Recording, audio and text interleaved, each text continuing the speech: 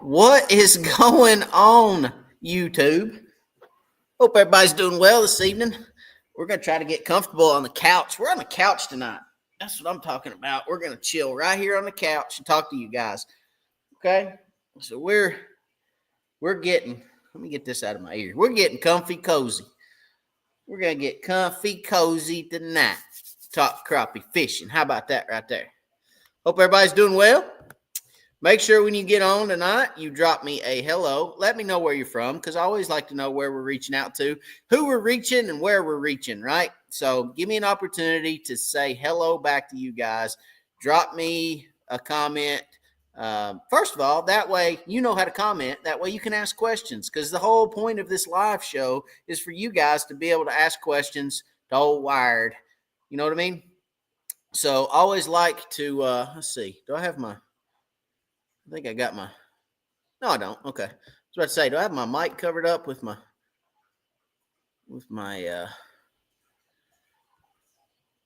battery pack here? But I do not. All right. So I always like for you guys to be able to ask questions. That's what this live is for. Okay. So that you guys can ask questions and I can answer them for you. That's what we're here for, is to help everybody become a better crappie angler. So there is no dumb question, crazy question, or question that's too advanced or too beginner. Okay. So if you have any questions, ask them. The only dumb question is one that's not asked. Okay, guys. So first and foremost, appreciate you guys for being here. As I am finally catching up. It always takes a little while for me to get caught up on my live here with you guys. So let's see who we got on tonight. My comments are finally coming through. Man, that's what I'm talking about. Mr. Daryl Crider from Whitwell, Tennessee. What's going on, Mr. Daryl? Crappie Kev, what's going on from Ashburn, Virginia? Thomas Claxton, Mr. Tom from Knoxville, Knox Vegas, baby. James Williams, good evening from Saudi Daisy. James was just down in Saudi Daisy, as you know. Stuart Ferris, good evening from Southern Illinois. What's going on? Y'all like my cup? We got this. I got this at, I think it was the Fantasy of Trees several years ago. It wasn't the Fantasy of Trees. It was when we took the kids to the dinosaur deal up in Knoxville. They had like the anatomic dinosaurs that, and we took Brantley to it when he was a kid. And I walked around with this cup because you bought this nice shiny metal cup and you got as much soda pop. It's the soda pop company, Wild Bill Soda Pop. Look at there. You got as much as you want if you bought the metal cup. So I drank soda pop for like 3 hours while we looked at dinosaurs, and I was bouncing off the walls by the time we got done looking at dinosaurs. I was like, woohoo, let's go do something else. Yay! Woohoo! It was pretty comical. So anyway, all right, enough about my mug. Mr. Stuart Ferris, hello. Nathan Wood, what's going on from Wabash, Indiana? Nathan in the house. What's going on? Slab Happy Lures from Mossheim, Tennessee. What's going on, Slab Happy? Russell Odom from Lightwire Hooks in Cochran, Georgia. What's going on, Russell? Hope you're doing well, buddy. Let's see. Thank you, Russell, for all the great hooks that you guys sent for the East Tennessee Crappie Tournament Trail this past weekend on Chickamauga. We're going to talk about that tonight because that's one thing that, through this whole progression of crap that has gone on since the last time we were live, we're going to talk about that here in just a little bit. Ty Kofelt, what's up from the East Tennessee Crappie Trail fam, or to the East Tennessee Crappie Trail fam. What's going on, Ty? Hey, Ty, congratulations. Everybody tell Ty congratulations. I'll go ahead and throw it out there on the win at the Chickamauga event because Mr. Ty, they pulled one out. Mr. Ty Kofelt pulled one out for sure. Good win, great bag. Congratulations, guys. Had 904 and really shined down there in Chickamauga. So congratulations to you guys. You guys had an awesome bag, and kudos, props to you for sure for that. No doubt. And if you guys aren't following the East Tennessee Crappie Tournament Trail on Facebook, go follow the East Tennessee Crappie Tournament Trail because there's a lot of cool stuff that hits that page. And you guys can follow along with all the guys that are fishing in that trail and follow along with who's leading Angler of the Year and who's winning each event and yada, yada, yada, yada. So go hit them up after this live on Facebook. Virgil McMurray, what's going on? Eric Anderson from Coreyton, hello, hello. Tom A. from Pennsylvania, what's going on, Tom? Joel Nash, what up? Hope you and your family are doing well. We are doing great, Joel. I appreciate that very much, sir. Let's see. All right, so with Ty's win at Chickamauga, I want everybody to say a prayer. So I want everybody to say, yeah, congratulations, give Ty the big old clap. But I want everybody to say a prayer, give a little sad face and a little frowny face for Mr. Joel, who lost his lucky knife and wasn't able to do well in the tournament because he lost his lucky knife. Anybody have a lucky pocket knife out there? So Mr. Joel's a little superstitious, if you will. He believes in that stuff, so if you believe in the superstitions, then Mr. Joel, now, hindsight of that, he found that knife after the tournament, but he didn't have it that day, so he blames that on his, I'm not going to say poor performance, I'll just say mediocre performance, you know what I mean, just kind of mediocre-ish, you know what I mean, so poke, poke, poke, poke, poke, Joel. I had to, I got it.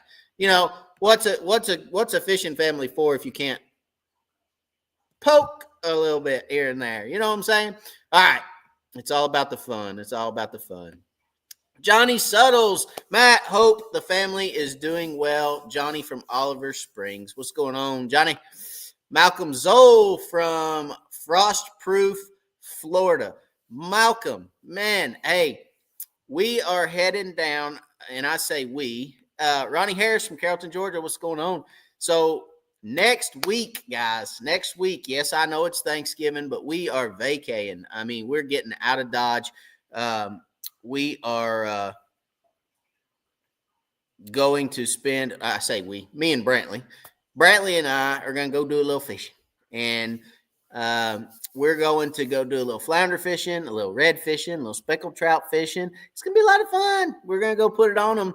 And, kind of a father-son fishing trip. It's going to be a lot of fun. Hey, actually, I already started compiling some of my equipment. I had to go buy a new rod because I didn't have anything heavy enough anymore. I've gotten rid of all my heavy rods. So I needed a medium heavy action rod for inshore trout, flounder, redfish. I had to go get that. Picked up some various things back here. Got some 4-inch easy shiners. Everybody knows you got to have the paddle tails. You got to have the 1/4 ounce swim bait heads with that big old whopping hook on it. You know what I'm saying? I got some of them caffeine shad KVDs. I got some Rage swimmers. Look at that right there. That's going to be a flounder getting sucker right there. It's 3/4 inches. That white with that opaque pink, I'm telling you right now, that Rage tail is going to be the bomb. So, we're going after them. Brantley and I, we're going to probably go throw some live shrimp, do some different stuff. So it ought to be fun. Looking forward to that. We're going to film some of that for you guys. Put you out there some salt water, some tangy water, if you will. All right. So that's going to be a lot of fun. Looking forward to that. Again, it's, father-son trip. It's going to be a lot of fun. So we'll see how that goes. A little fishing. All right. Let's see. Ronnie Harris. I grew up, just a little background. I grew up flounder fishing in Southeast Texas, Corpus Christi, Galveston area, Keith Lake, Sabine Pass. For those of you that are down there in Texas, Buck Reynolds down there in Dallas, you might know where I'm talking about. Texas boys in the house. I was born in Atlanta, but I lived in Texas for a while and was able to, I guess, really get involved and get my teeth cut in just fishing, in Texas, I guess. I fished before then. I did some freshwater fishing here before we moved down there, but I really got excited about fishing down there. And, saltwater's in my blood too. So, we'll get out there and we'll see if we can't put it on the flounder. Had a buddy of mine that is still a really good friend of mine, lifelong friend of mine. His father swears up and down nobody's ever beat him flounder fishing except for me when I was a kid.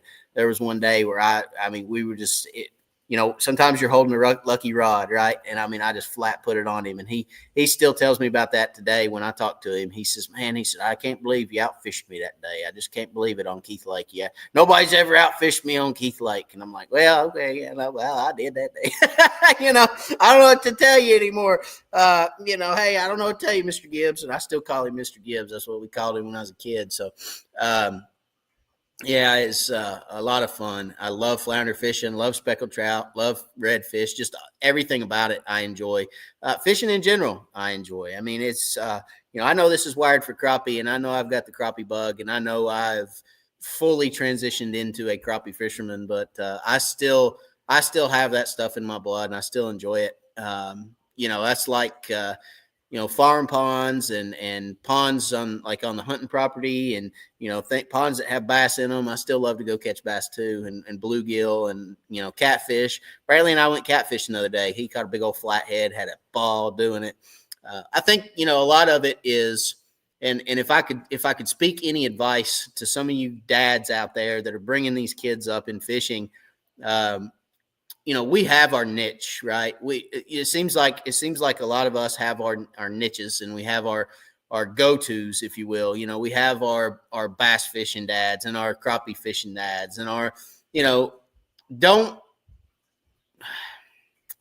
try not to limit your kids. And that's what I'm trying not to do. I'm trying not to limit my son to crappie fishing. Okay. There's so many different things out there. And I want him to pick his path as far as his fishing path and his hunting path. I mean, the kid loves to deer hunt. You guys know that. He loves to fish. You guys know that. Brantley is an outdoorsman through and through. It's in his blood. He loves it. He just wants to go out and be outdoors. And he doesn't care if he's catching a bluegill or if he's catching a 30-pound flathead catfish or a 4-pound crappie. He don't care. He just wants to go out there and be in the outdoors and fish and hunt. And, I try not to limit him. I want him to experience all the different types of fishing. And hey, that's where we're going. And, he'll tell me what he likes. And I can't wait till he does. I can't wait to see what his outdoor future looks like. And, when he gets old enough to pick those things for himself and go do and be, his own man, what he decides to do. Now, I hope that he picks crappie fishing. I hope he comes back and he fishes with his dear old dad every once in a while. But, if he decides to be a saltwater charter captain, an inshore captain over on the coast, that's his business. Whatever he wants to do, I don't care. As long as he's outdoors and he's doing what he loves, hey, I'm good with it. So anyway, that was a lot of talking to say, hey, I want my kid to experience different things and pick his own path. But I do, and I would challenge you guys, you dads out there that are bringing kids up, be the same way. Get outside that box. Get outside your own box and let your kids experience those different things. And see what they blossom into. See what they see what path they decide that they enjoy the most. Because it's in our blood, and it's in mine. It's in his. And there's certain things that really just excite me, and there'll be certain things that excite him, and they're probably not going to be the same. So I'm looking forward to seeing what that is. I at some point, I figure he's probably going to get into high school, and he's probably going to get in the high school bass scene and the college bass scene. And, I don't know that, but he might. And if he does, I mean, I want him to at least have an understanding of how it works, and understand how to at least catch a green carp. You know what I'm saying? So, hey, we got to do what we got to do, guys. We got to do what we got to do. All right, enough about that. Moving on. Let's see where we at. Buck Reynolds from Dallas. I said hello. Congrats, Ty. Herb Tador. Hi, everyone. From Maryland. What's going on? Joe said, I did find it. It's on for the next one. I'll let you rub the knife a little before the next one. Well, hey, the next one's going to be fun. The next East Tennessee Crappie Tournament Trail tournament is going to be on Watts Bar. It is going to be the 14th, I think, of December. It's the second Saturday of December. And it is going to be a sections tournament. So what is going to happen is that specific event, everyone will register, and the lake is going to be broke down into 3 sections. And each angler will choose their section after they register that morning. and that is the section that they will have to fish. They have to fish their section, and there will be a winner, a winning team, and a big fish pot for each section. So there'll be 3 winners, 3 sections, and 3 big fish winners. And it's going to be an absolute blast. It's going to be a lot of fun. It's going to open a lot of eyes. It's going to get people out of their comfort zone a little bit, because some people are going to draw a section they might not know much about. Okay. But it's going to be fun. And look, you're going to be in the same boat everybody else is going to be in. And, if you got just as much chance of drawing a section you don't know as well as somebody else that has a section they don't know as well, drawing one. So it's going to be a lot of fun. It's gonna be different, but it's gonna be a blast. I'm really looking forward to it, and hey, we'll see how it goes. It might be a disaster. It might blow up, but I don't think it will. I think it's gonna be a lot of fun. I think there's gonna be a lot of people, that enjoy it. Ty said, I got to give the props to my brother Ryan. He does his homework. Well, that's apparent. I mean, that's apparent, because you guys had a heck of a bag. So absolutely. All right. So let's talk about disaster. Okay. Disaster struck. Well, what do I mean by disaster struck? And they always say lightning doesn't strike in the same place twice. Well, that's bullcrap. I don't believe that for nothing. No, I didn't get struck by lightning. But as far as just bad luck, I mean, just absolute bad luck, one after the other. I'm going to tell you guys a little story. Obviously, if you guys haven't noticed already, and if you hadn't seen my Facebook posts, which some of you follow Wired for Crappie on Facebook, some follow us here on YouTube, but there's no boat sitting behind me, in case you guys hadn't noticed that tonight. The boat is gone. Okay. And when I say gone, I mean it's gone. Okay. So the boat is gone. The boat is not here. The hull is not gone, but the motor is gone. Okay. So went down to pre-fish for Chick. What's up, Jimmy Pratt? Jimmy Pratt in the house. What's going on, Jimmy? Hello. Hope you're doing well, Jimmy. So went down Thursday before the tournament to pre-fish. Really wasn't going to get a whole lot of time due to some stuff I had going on at work, and some customers that needed me specific days, and trying to keep employees going and that sort of thing. So just wasn't going to be able to really go Friday. So I thought, well, I can sneak out Thursday mid-afternoon and probably get down there for 4 or 5 hours. So I snuck out, got down to the lake Thursday, fished for about an hour and a half, maybe 2 hours, and cranked up to go to another spot about 4 o'clock, 4:30. And maybe it's 3:30, 4 o'clock, somewhere right in there. So fire the boat up, go running down the lake. I'm running wide open, and the god awfulest just, for lack of better sound effects. It sounded like a bomb went off, literally like a bomb went off. And I actually have a picture here. So when it first happened, the bomb went off, the motor shut down, and I'm sitting there like, what did I just do? Did I really just hit something else? I just got my boat back going from where I hit something earlier. So stand up, turn around, look at the motor, and this right here is what I see. So I look back, this is what I see hanging out the side of the cowling on my 1.5-year-old Mercury Pro XS 150. So I'm thinking at that point, all right, that's not right. That's not supposed to be there, right? I mean, that's ugly. That's bad. That boom. Lightning done struck that motor for sure. So, I'm thinking, okay, well, that's blown up. And, honestly, I thought I'd be madder than I was. I really wasn't. I was just like, hey, you know what? Crap happens. It's, hey, is what it is. Okay. So then I got to thinking, well, wait, I'm like 4 miles from the boat ramp. What am I going to do? So let me ask you guys a question. For those that are from Chickamauga or have ever fished Chickamauga, have any of you guys ever been on Chickamauga and not seen another boat? Okay. Well, let me tell you something. If you want to go fish Chick and not see another boat, go on a Thursday after it rained for about 2 hours Thursday morning. Go on a Thursday afternoon at about 1 o'clock.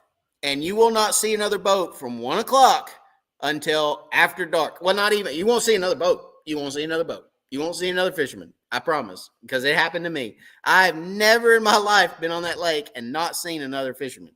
So, anyway, I put a post on Facebook, and there were some people that offered to help. And by the time they got there or could have gotten there, I was already back at the ramp.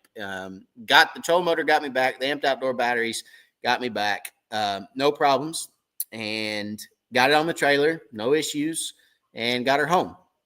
Okay, so once we got the boat home, then we backed her in the shop, opened the cowling up, and this is what we found under the cowling. So for those of you that might not know what this big long rod that's hanging out of that big giant hole in the cowling over there is well, that hole is the block, and it is the power head itself, and it is a rod that was attached to a piston at one point that is no longer attached to a piston, that is outside of the motor. So yeah, it is unusual for Chick to not see any other boats. None. So there you go. So that's what happened.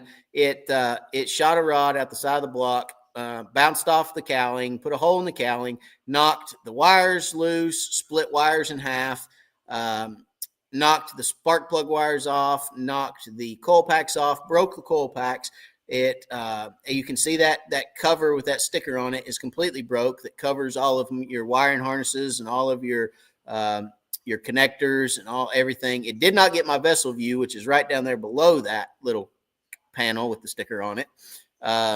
But it pretty much just jacked up some stuff when it came out, and oil obviously all over the inside of the motor everywhere. The actual piston itself was laying in about 7 pieces down here in the bottom, like down in the bottom of the cowling. The piston was just laying there in about 7 different pieces. And, it was pretty bad. It was what I would consider catastrophic failures. I mean, it just shot. So I've had some people from the video that I did on Facebook from the lives. I've had some people ask me to explain what happened. I mean, what caused this, right? Well, let me tell you this, okay? So took the boat up to Tri-County. Tri-County sponsors the channel, and great people at Tri-County Marine. I actually called Frankie from the lake, okay? Frankie is one of their master mechanics up at Tri-County. I called him from the lake when it happened and said, my motor just blew up. And he said, you're kidding. And I said, no. And I said, it just blew up. And he said, how do you know? And I said, well, there's a rod hanging out of the side of the motor. And he goes, oh, well, yeah, that probably means it blew up. And I said, yeah. I said, there's holes in the cowling and there's crap hanging out of it. That pretty much means it's blown up. And he said, yeah, pretty much. And he said, bring it up here as soon as you can. I mean, get it up here right now. He said, I'll get Mercury on the phone. We'll get stuff coming. I said, okay. So got it up there to him. Got it back in the shop. They cleared a bay out in the shop and backed it in right away while I was there. Frankie took the cowling off the motor, and the rod and a couple other pieces fell out in his lap. And I said, hey, on a scale of 1 to 10, of course, everybody in the shop had to come over and look at it, and they were just in awe. They're like, oh, my God. I mean, you can put both your fists inside that hole, by the way, in case you're wondering how big that hole is. My fists are little, so maybe you can put one fist in there, but you can put a whole fist in that hole. So then to go on to what caused this, right? So He pulls it out there, and all this stuff falls out on the floor. And I was like, "Hey, on a scale of 1 to 10, how bad is it?" And he looks at me and he says, "Well, Matt," he said, "when crap falls out in your lap," he said, "we consider that a 10. That's a 10. That's about as bad as it gets." I said, "Okay, I'm just checking. I just wanted to know, did I do it a little bit, or did I go all the way and do it all the way? Like, did I really mess it up, or did I just kind of mess it up?" And he's like, "No, it's a 10. When crap falls out in your lap, it's a 10. I said, "Okay, well, good. If you're going to do it big. You know what I'm saying? Do it right." So, got it up there.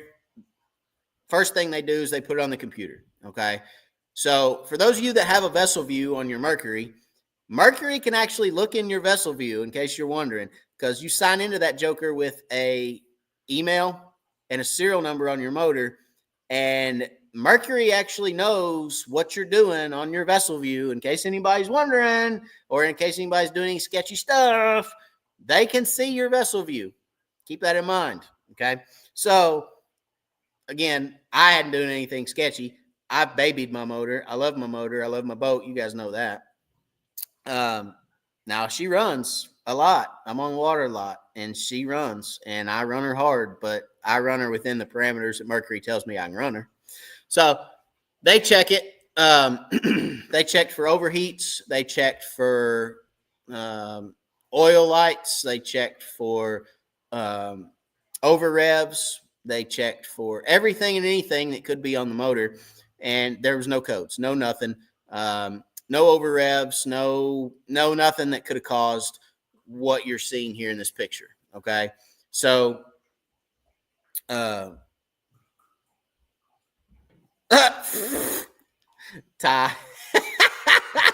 dang, I hope Mercury isn't putting bouncing weights on those pistons too. That's a good one, Ty. Good one. Kudos on that, my friend. So, like I said, they put it on the computer. They check everything. Absolutely nothing shows on the computer as to what could cause that failure. Just a failure. Just something went haywire and it failed big time. So my oil change, it was logged in my vessel view. That's why I say they can see in your vessel view, because Frankie asked him on the phone. He called him. He's telling them everything about the motor, and he's telling them what happened. He's telling them, send them pictures, doing this. He's on the phone with Mercury while I'm there. I mean, he's on it, right? And he's getting the warranty stuff figured out and approved, and trying to get it through and get everything logged and noted and da-da-da-da-da. Dotting his T's, or dotting his I's and crossing his T's. Dotting T's, crossing I's, whatever it is. You know what I'm saying? So anyway, at one point, he says, "Hey," he says, "one thing that it could be, and I'm not saying this is what happened," he said, "but there's a balancing shaft that is, if you're looking at this picture where that giant hole is, if you look in that giant hole and straight up to the front of the motor, there's a balancing shaft that's kind of right in the front corner behind that plastic piece that's broke with the sticker on it, kind of right up in that front corner, right behind the oil reservoir. There's a balancing shaft in there." And Mercury had some issues with that balancing shaft early on, but they really hadn't seen a whole lot of issues. And when I say early on, I mean, like, I think they told me like early on, like 9, 10, and 11, like early when the 4-strokes came out. But they really hadn't seen a whole lot of issues with that in the later models, which in the more recent models. But he said, "I'm not saying that could have been a balancing shaft." He said, "But this is the catastrophic failure they were seeing with a balancing shaft issue." He said, "But there's no way for him to tell. There's no way for all they know is that it wasn't something that I did that caused it, because they decided to warranty the motor. The motor is going to be warrantied. They are redressing the whole power head. They're doing everything they need to do. They'll put a new cover on it, the new sticker cover. They'll put all new wire and harness in it because it tore through wires and all kinds of stuff. New plugs, new plug wires, new coil packs. I mean, they're doing it right. So they're going to clean the whole motor out, get it cleaned out and ready to rock and roll again put me a brand new power head on there, and we're going to be rocking and rolling for too much longer. So, guys, I can't stress enough. When I was looking for motors and when I was looking at my options as far as, I wanted to get away from that old Fast Strike that I had, that old Fast Strike 150, because I knew that, my time was limited on it. It's an older motor. It was a 96, for gosh sakes. It still ran like a top, ran wonderfully. But it was two-stroke. It drank gas like nobody's business. And, I knew my time was, my trips were numbered with it, right? So when I decided to look at different motors, I decided to go new. I still have absolutely no regret going new. Stuff happens. And, I thought I would be more upset. I really thought I would be. I really thought that it would just devastate me with something like this happening. But I don't know. I have this peace about me. And I don't know where I'm gaining that peace from or where I'm gathering that peace from, but I just have this peace about me about it. And, I have insurance. I have on the boat, obviously, with everything that I do, guiding and being out there as much as I am. And, I have insurance. I have a warranty on my motor. That's part of the reason I bought new. And I don't know. I guess maybe that's brought me a peace. And, so with that being said, I'm Thursday with a tournament on Saturday, and I'm like, what do I do? What do I do? I don't have a boat. I need a boat. So, what warranty is where the piece comes from? That might be.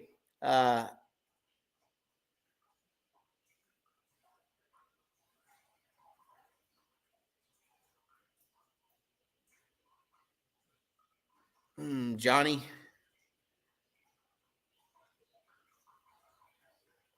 I don't know what you're talking about, Johnny. Matt, I just went blank. I would like to wish Mr. Blank, I cannot think of his name. I would like to make a shout out to him for everything he has done for me. Thanks. Who? I'm not sure who you're talking about, Johnny. Yeah, I'm not sure. All right. But I'm 2 days away from a tournament, actually a day away from a tournament, and need a boat. So I want to personally thank the friends that I have. I think that's another thing that brought me a lot of peace was before I trolled back to look, that's what I'm talking about. Thank you. Thank you very much, Tracy. I appreciate that.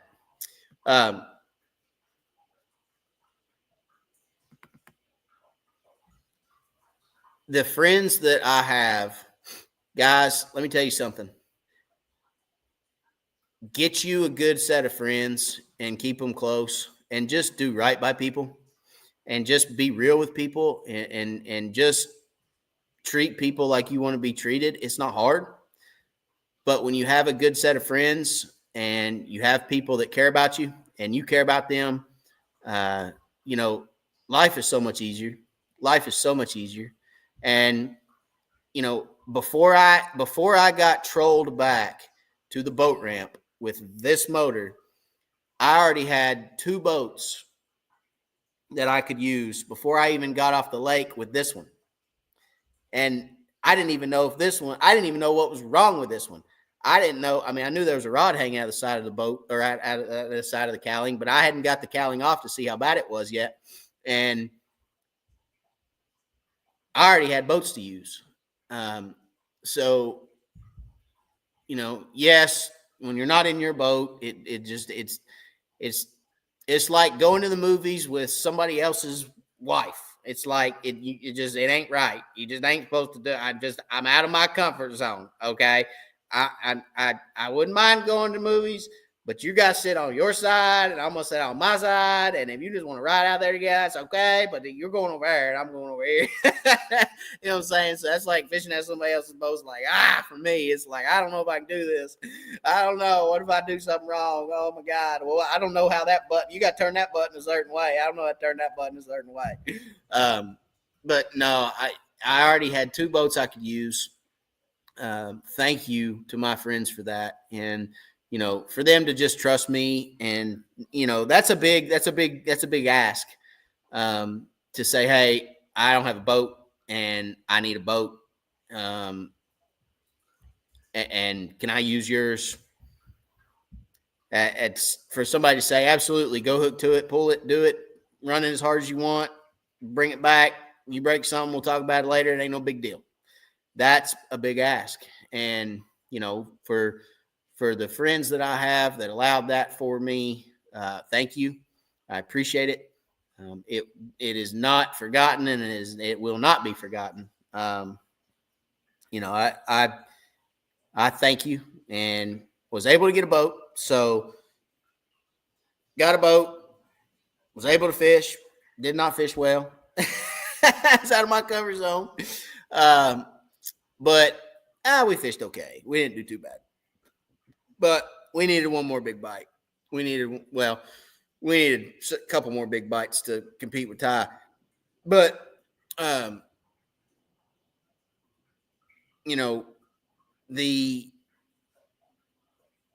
just to be able, once I got the boat that I was going to use Friday, the boat that I was actually using was my old tournament partner, Mr. Darren, has the exact same 690 I do. For those that don't know him, he's got the same 690. It's a little bit different. The rear of it's a little bit different. Okay.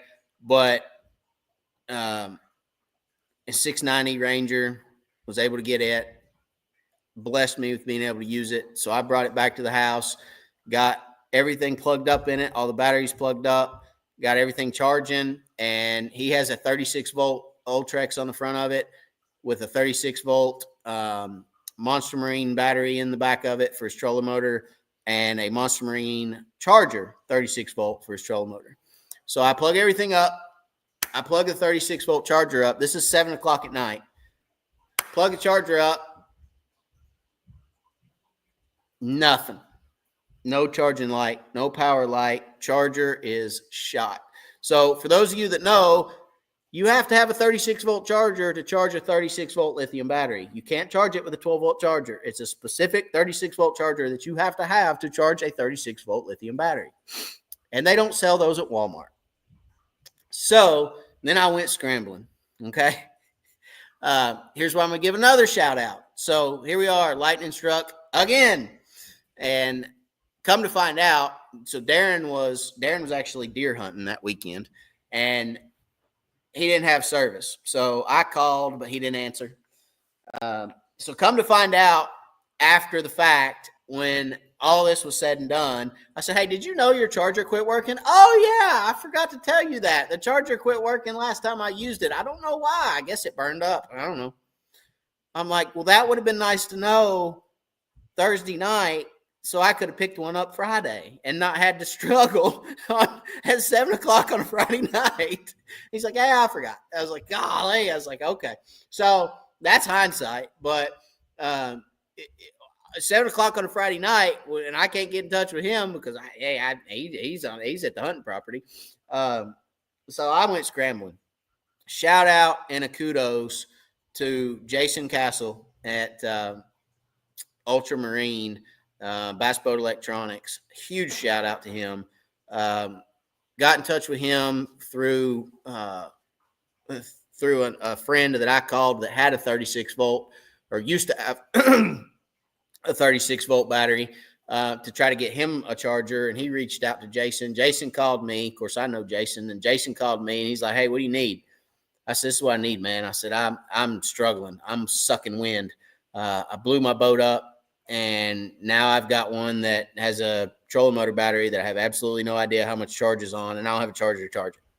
And I don't have 3 lead acids laying around that I can throw in there and use as a 36-volt system. I don't have them. And my trolling motor batteries that came out of my boat were 24 volts because I run a 24-volt system. So you can't put 2 24 volts together and make a 48 volt and run a 36-volt trolling motor. And you can't run a 36-volt trolling motor on 2 24 volts. So I'm sucking wind at this point, okay? And I'm like, look, I just need a 36-volt charger Can we figure it out? He's like, man, I'm here. I'm at the house with the kids. I'm 20 minutes from the shop. Let me see what my wife's at. I'll call you back. So he calls me back. He says, hey, I'm on the way to the shop. I said, great. What do you need from me? He said, I've got 36-volt chargers. Just go online, buy one, select, pick it up at the shop. I'll put it in the mailbox. You run by there and grab it out of the mailbox. I said, golden. So it's 7:30 at night now, almost 8 o'clock. I'm buying a charger on the website, and he's putting it in a mailbox for me to go get. So I go over there, I pick his charger up, and bring it back here, throw it on charge it overnight. It charges up. We go fishing the next day. So, again, crisis averted. And found a little piece at the end of that as well. So, I mean, this is stuff you can't make up. I mean, this is great story stuff. I'm sorry, but this is story time tonight, okay? I'm in story mode. So, then we get up, we go to the ramp. I text Josh. I text my fishing partner, who's supposed to be the best fishing partner in the world. Okay. I text him that morning, and I said, I'll read you guys the text. I will read you guys the text I sent him. Because every morning for each tournament, he asks me if I want a biscuit. Well, I'm not a big morning person. I'm not a big eater in the mornings. I don't eat typically. So I always tell him, no, I don't want anything. You know me. I don't want to eat in the mornings. It upsets my tummy. I get an upset tummy if I eat too much in the mornings. Okay. So, but this particular morning, I text my best fishing partner in the world, and I text him, and I said, where's it at? And I said, sup, good morning. Hey, if you go to Mickey D's, grab me a sausage and cheese McMuffin. I'm going to break the mold and eat this morning. And he texted me back and said, that was at 4:14 in the morning. He texted me back and said, will do. All right. So I get down there. Man, I'm dreaming about this sausage and cheese the whole way down there. I get there, and he's like, hey, I got your biscuit. I'm like, sweet. So he hands this thing to me, and I'm like, that feels light. Well, I don't know, whatever. It's dark. We're checking people in. I'm not paying attention. I bite in this thing. I'm chewing on it. I take another bite. I'm chewing on it. I'm like, this is dry. Like, what is going on? So I open it up, and I look at it. That joker done got me a cheese McMuffin. Nothing but a slice of cheese on this joker. And I'm like, hey, what are you doing, man? Like, where is my sausage? Like, you gypped me, Josh. Where is my dang sausage? He's like, you didn't ask for sausage. You asked for a cheese McMuffin. I said, are you stupid? I said, who eats a cheese McMuffin? I said, I want my sausage. You gypped me, son. I said, you're in the back of a boat. Get in the back of a boat. Get in the back of a boat. He said, you text me cheese McMuffin. I said, look at it again. Read your text again. And about that time, I thought, did I really say cheese? Maybe I only said cheese. Uh-oh. I read your text messages, and he goes, oh. Well, it's 4:15 in the morning. I didn't read it all the way. I just thought it said cheese McMuffin. I said, dadgum you. I said, you brought me a cheese freaking McMuffin. I said, I can't eat this. It's dry as crap. I can't eat this. I said, you bring me something to drink to wash this thing down with, this cheese McMuffin? And nope. That's golly. I said, all right. I said, well, he said, hey, I got a sausage biscuit in here. Let's take the sausage off of it, put it on that McMuffin. I said, no, I don't eat it now. I'm done. I said, I'm done. I don't want no more. So anyway, long story short, bring your fishing partner the food he asked for. If he asked for some fishing food, bring him the right stuff. That's all we got to do. That's all you got to do to make a man happy is just bring him a sausage and cheese McMuffin. Sausage and cheese. That's all you got to do. All right, moving on. So anyway, so we get out on the water. And this is where it really gets good. So we get out on the water. We're fishing. Joel and I had a conversation. I'm telling on us, Joel. I'm telling on us tonight, my friend. So Joel and I had a conversation, okay, the night before the tournament. And I said, man, I'm trying. I'm struggling. I'm sucking wind. I had to get all my stuff out of my boat, put in Darren's boat, get all my stuff figured out. What do I need? What do I got to take? I don't have this. I don't have that. Does he have one I can use? Da, da, da, da, da. So then I get my scale out. My scale's broke. So then I had to get another scale, my handheld scale, to weigh my fish because my scale was broke. So I took it apart and put it back together. And oh my God, it was just like lightning. It was striking all over the place. Everything I touched was broke. Then I got down there to the tournament and I broke the stand for the board. I got it out of the truck, set it up, broke the stand. It was just like I was getting struck by every lightning bolt that cracked. So we get out on the lake.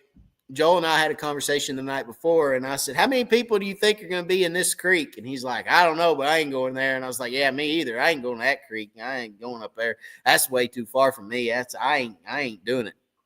He's like, yeah, me either. I ain't going there. So morning of the tournament, let everybody go. We blast off. We're out of there. We roll up into this creek. We stop. We start fishing. About that time, I hear, hey! And here comes Joel. And we're both in the creek. We're both in the creek, and we said we weren't going to the night before. It's hilarious. I looked over at Josh, and I said, that joker? And he looked over at me, and he said, I can't believe that. I said, Josh said, what are you talking about? I said, I just talked to that man last night, and he told me he wasn't coming here, and I told him I wasn't coming here. Joel goes, thought you wasn't coming up here. I said, well, I wasn't planning on it until this morning. I got this feeling, and you know me, I fish off feel. So when we took out down there at the boat ramp, I said, we're going right, and we're going to run till we can't run no more. And I said, then we'll come back. And he goes, all right. I said, what are you doing here? I said, you told me you wasn't coming here. He said, yeah, well, I know what I said, but I'm here. So anyway, hey, it's all fun. It's all it's just memories. And I guess I'm going to chalk this right here, this thing right over here. I guess I'm going to chalk this up to a memory as well, because hey, that's what we're here for. We're here to make memories, and we're here to we're here to have fun, and we're here to laugh. If you can't have fun, you can't laugh. And this don't make you laugh. All you guys, I hope all you guys are looking at this right here and laughing, because it's pretty comical. When you go buy a new motor and you blow that joker up. Now the good thing is they told me it wasn't any cause of my own. It wasn't because of me that the motor blew up. But hey, a lot of fun. Just a week that I won't soon forget. I guess a long weekend that I won't soon forget. Thursday, Friday, Saturday, and Sunday. And Sunday didn't get any better. It got a little better, but I had a guide trip Sunday, and obviously without a boat, that's pretty hard too. So took the customer's boat. Let me tell you guys something. I fish with a Fishing Specialties pole, which you guys can get at a discount right down here, 10% off, fishingspecialties.com, code WIRED, okay? Please, for the love of God, take advantage of that and get you a pole for your live scope, because, man, I tell you what, that boat I was in Sunday with that live scope on the trolling motor, oh, my God, I don't know how people do that. I don't know how people do that and fish for – now, for open water fish, I can see it being okay.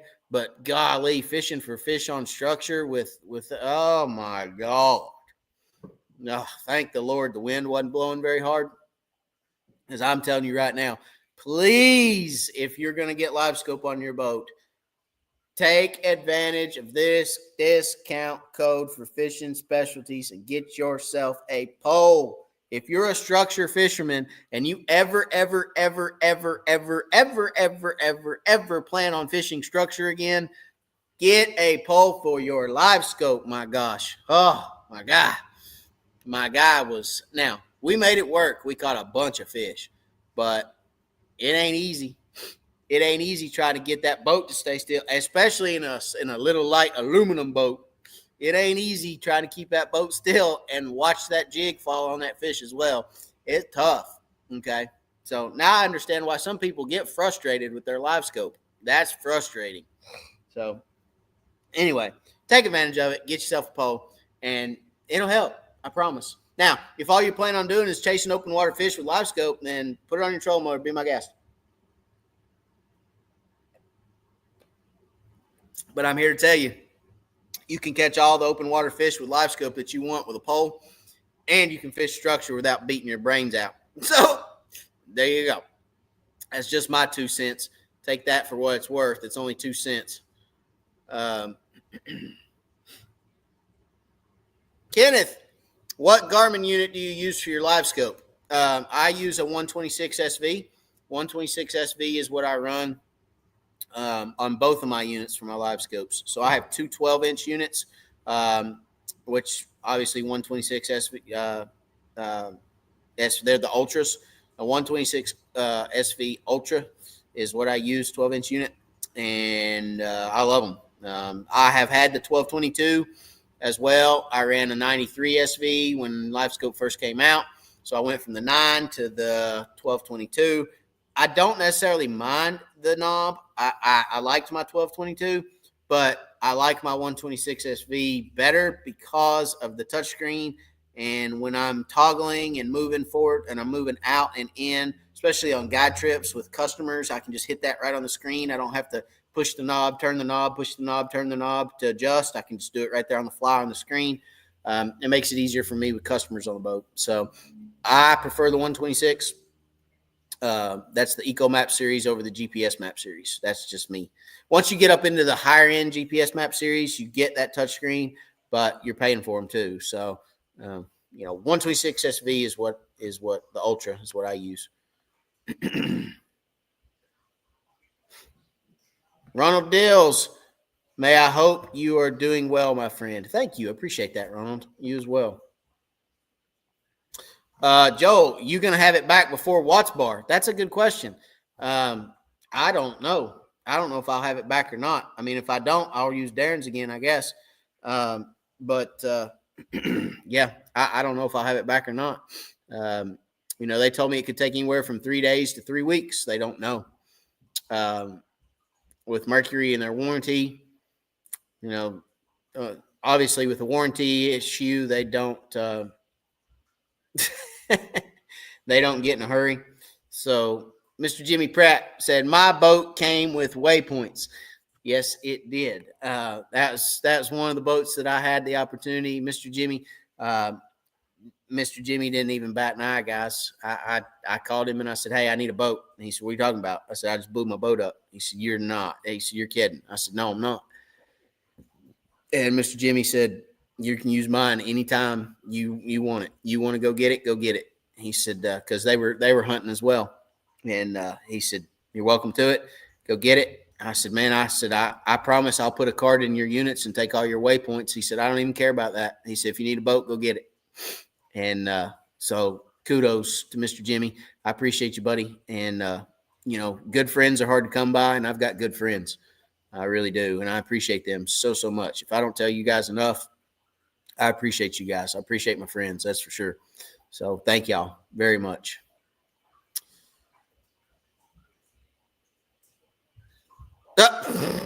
Was going to say, if you don't get it back to pre-fish, I'll tell you where to go.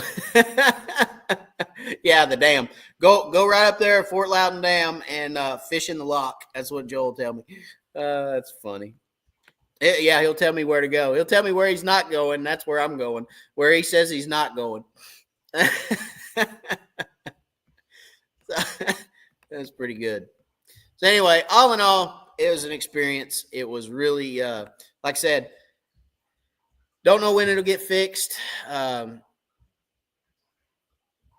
He don't want my kayak. Lots of laughs. Hey, I may want your kayak. I've been thinking about taking kayaks down to the to the beach and for the inshore.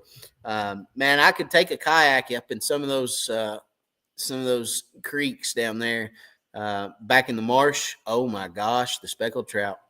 The popping corks and live shrimp. Oh, I can taste them right now. I can taste the speckled trout. They'd be good. Flounder. This is tasty. I can taste it now.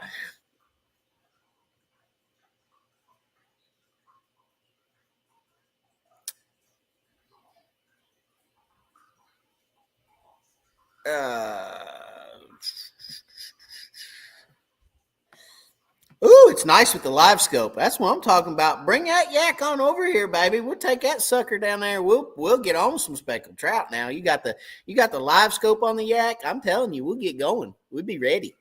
I like it. I ain't scared. I get in there.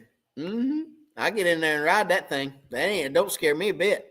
Now I might fall out 12 times, but I get in there. I don't know how I'd do in a kayak. I bet you I'd be all over the place. I'd probably fall out and get wet, but hey, we make it work. You know what I'm saying? So anyway, like I said, don't know when we'll get the boat back. We'll see. In the meantime, I just pulled a muscle in my neck. I'm getting old. In the meantime, though, we're actually going to go upstairs right after this live, and we are getting ready to do another cookbook video for you guys this evening. So we're going to go up there and we're going to throw down on some lowdown, and we're going to get another cookbook episode going. I do have the Chickamauga tournament on video. Did not get the weigh-in videoed due to, well, I just didn't think about it. Sorry. Whoopsies. But I do have the video of us fishing, catching our fish, and I'll probably do some stuff in between and tell you guys kind of how we're catching those fish, because it was a little bit different out there that day. The open water fish were set up in a manner that, when you find them the way they were set up, oh my gosh, it was incredible.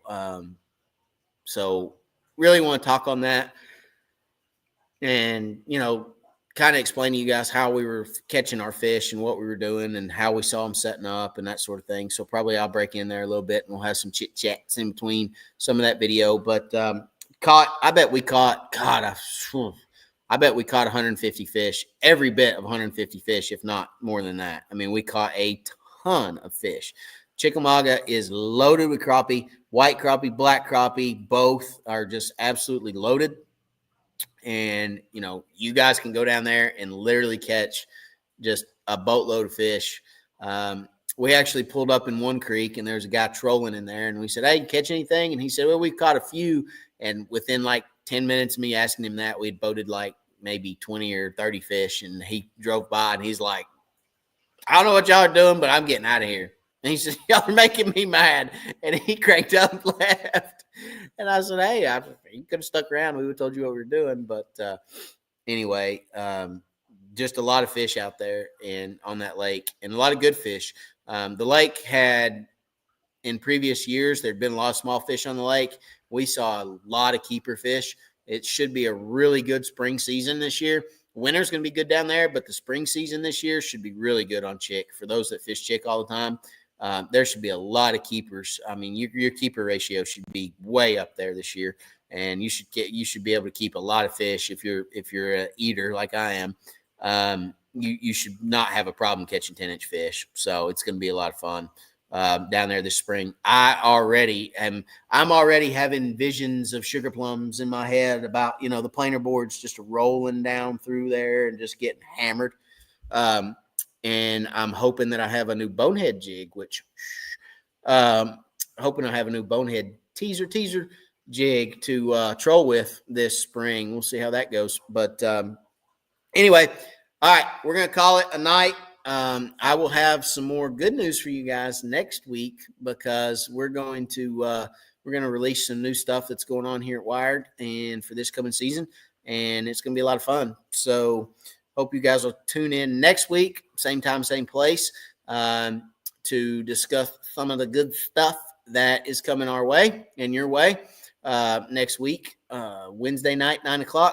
I hope you guys have a great week. I hope that, the Lord blesses you guys somehow this week. And like I said, we always want God to bless us, right? So I'm hoping, saying a little extra prayer for you guys, that you guys get blessed this week. And we will catch you guys on the next one. Like I said, same time, same place. I appreciate you guys for everything you do for the channel. Thank you. And couldn't do it without you. So you guys are wired just like I am. Okay, that's the way it is. So we'll catch you guys on the next one. Have a good night, and we'll see you.